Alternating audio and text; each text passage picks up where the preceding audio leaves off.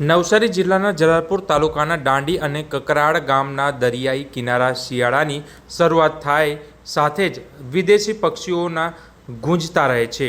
Europe, Russia, ચીન સહિત અનેક દેશોમાંથી આવતા પક્ષીઓ અહીં રોકાણ કરતા હોવાથી આ વિસ્તાર પક્ષી પ્રેમીઓ અને બર્ડ વોચર્સ માટે વિશેષ આકર્ષણ બની ગયો છે. આ પક્ષીઓ Mongolia, Siberia, Afghanistan, Pakistan, Africa અને ઓસ્ટ્રેલિયા જેવા દેશોમાંથી 3,500 કિલોમીટરથી વધુ અંતર કાપીને દક્ષિણ ગુજરાત સુધી પહોંચે છે. વર્ષ 2017ની વસ્તી ગણતરી અનુસાર નવસારી જિલ્લાના દરિયાઈ કિનારાઓ પર અંદાજિત 3,500 જેટલા યાયાવાર પક્ષીઓ નોંધાયા હતા. દર વર્ષે વન વિભાગ તથા કૃષિ યુનિવર્સિટીના ફોરેસ્ટ્રી અને વન્યજીવ વિજ્ઞાન વિભાગ દ્વારા યાયાવાર પક્ષીઓ અને સંશોધન અને ગણતરી કરવામાં આવે છે.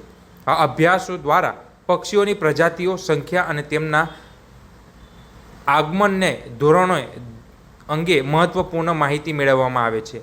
પરંતુ બદલાતા હવામાન અને પર્યાવરણીય અસંતુલનના કારણે યાયાવાર પક્ષીઓના આગમનમાં સતત ઘટાડો જોવા મળી રહ્યો છે. જ્યાં 2017માં 71 પ્રજાતિના પક્ષીઓ નોંધાયા હતા, ત્યારે 2023માં માત્ર 40 પ્રજાતિઓ જ જોવા મળી હતી. હાલ પરિસ્થિતિ એવી છે કે આશરે 1,000 જેટલા પક્ષીઓ પ્રવાસી બન્યા છે. ખાસ કરીને ગુજરાત રાજ્ય પક્ષી ગણાતું ફ્લેમિંગો હવે દક્ષિણ ગુજરાતમાં આવતું બંધ થયું છે. અગાઉ નવસારીના નાની કકરાડ, મોટી કકરાડ, સુલતાનપુર, અબ્રામાના ખાંજણ વિસ્તારોમાં ફ્લેમિંગો, પેલિગન, વિસ્લિન, ડક, સફેદ કાકણસાર, European crane, blue dark bittern આવી બધી જે પક્ષીઓ હતા તે મોટી સંખ્યામાં જોવા મળતા હતા. પણ 2 વર્ષથી લઈને 10-12 વર્ષ જેટલું આયુષ્ય ધરાવતા પક્ષીઓ નિયમિત રીતે આ વિસ્તારોમાં આવતા જે બંધ થયા છે. ત્યારે શું છે તેનું કારણ, તેની વિશેષ માહિતી તજજ્ઞએ આપી હતી. મારું નામ ડૉક્ટર આદિલ કાઝી છે. હું અહીં વન્યજીવ વિજ્ઞાન વિભાગ એટલે વાઇલ્ડ લાઇફ સાયન્સીસ વિભાગમાં કામ કરું છું. છેલ્લા 20 વર્ષથી અમે નવસારીના કાંઠા વિસ્તારમાં પક્ષીઓનો અભ્યાસ કરીએ છીએ.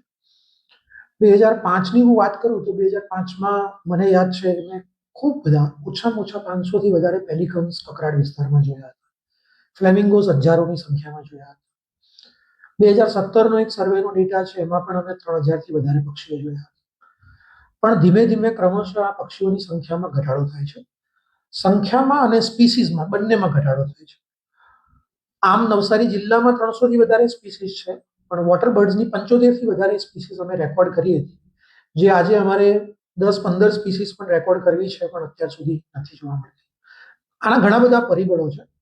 ક્લાઇમેટ ચેન્જ એનું એક છે, વાતાવરણમાં જે ફેરફારો થઈ રહ્યા છે તે એક છે, પાણીનો જે સંગ્રહ છે એ પણ એક છે. માઇગ્રેટરી બર્ડ્સને 15થી 25 સેન્ટીમીટરનું પાણી કન્ટિન્યુઅસલી જોઈએ. જે પાણી નથી રહેતું એના કારણે માઇગ્રેટરી બર્ડ્સ અહીંયા રહેવાની જગ્યાએ બીજે સ્થળાંતર કરે છે. શું પ્રિવેન્શન લેવું જોઈએ? મને એવું લાગે છે કે જો પાણી આપણે રાખી શકીએ વધારે સમય માટે, અને સરકાર દ્વારા કે વન વિભાગ દ્વારા કે લોકો દ્વારા જો પાણીને સંગ્રહ કરવાની જો કોઈ પરિસ્થિતિનું નિર્માણ થાય, જેમાં એક વેટલેન્ડ જેવું ડેવલપ થાય, એક એવી ઇકોસિસ્ટમ ડેવલપ થાય કે જેમાં, જેમ મેં વાત કરી, 15થી 25 સેન્ટીમીટરનું પાણી એ લાંબા સમય સુધી રહે, ખાસ કરીને શિયાળામાં જો રહે તો આ પક્ષીઓ ફરીથી અહીંયા આવતા થઈ શકે છે અને ફરીથી જે આ નવસારીનો કાંઠા વિસ્તાર છે પક્ષીઓથી ફરીથી એ સ્પીસીસ આવી શકે છે અને વધી શકે છે.